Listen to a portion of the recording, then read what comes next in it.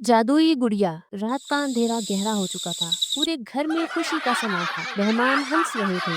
Cake काटने की तैयारियां हो रही थी।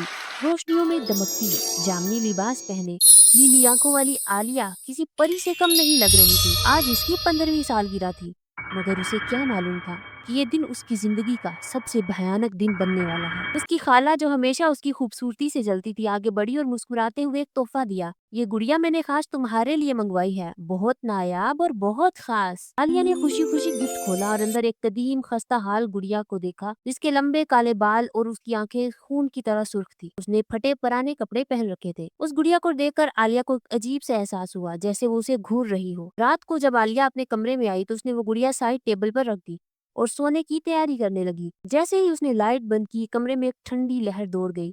अचानक उसे हल्की सी सरगोशी सुनाई दी। आलिया। वो फौरन उठ बैठी। कमरा खामोश था। उसका दिल तेज धड़कने लगा। उसने इर्द गिर्द देखा, मगर कोई नहीं था। उसने गुड़िया को गौर से देखा, मगर वो वैसे ही बैठी थी जैसे उसने रखी थी। अगली सुबह आलिया की माँ इसके कमरे में आई तो उसकी चीख निकल गई। आलिया भी दौड़ती हुई आई तो उसने देखा उसके बिस्तर पर किसी ने नाखूनों से खराशें डाल रखी थी, जैसे किसी ने वहां अपने नुकीले नाखून गाड़े हों। आलिया घबरा गई। ये कैसे हुआ?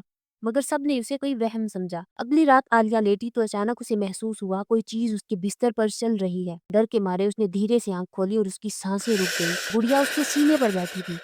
वो बुरी तरह चीख पड़ी और झटके से गुड़िया को दूर फेंक दिया। वो दरवाजा खोलकर बाहर भागने लगी, मगर जैसे ही उसने दरवाजा खोला, बाहर अंधेरा था।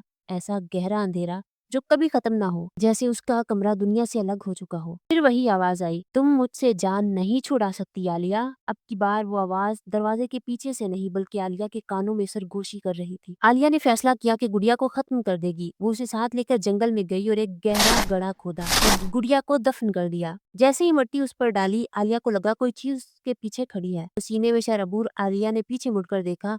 वही गुड़िया कब्र से बाहर खड़ी मुस्कुरा रही थी। आलिया चीखी और भागने लगी, मगर जमीन उसके कदमों के नीचे से खिसक रही थी। वो दौड़ते दौड़ते एक दरख्त के पास जा पहुंची और जैसे ही उसने पीछे देखा, गुड़िया उसके सर पर आ पहुंची थी। अब तुम कहीं नहीं जा सकती, गुड़िया ने कहा। अगली सुबह आलिया की वालदा ने दरवाजा खोला, मगर आलिया कमरे में नहीं थी। हर जगह उसके कदमों के निशान थे, जैसे वो रात के अंधेरे में कहीं गई हो, मगर इसकी कोई खबर नहीं मिली। चंद दिन बाद उसकी माँ ने वही तोहफे वाला डब्बा खोला और अंदर एक खत मिला। तुम्हारी बेटी अब मेरे साथ है और तुम्हारी बारी भी जल्द आएगी। और जैसे ही उसने खत नीचे रखा, पीछे से एक सरगोशी सुनाई दी, माँ।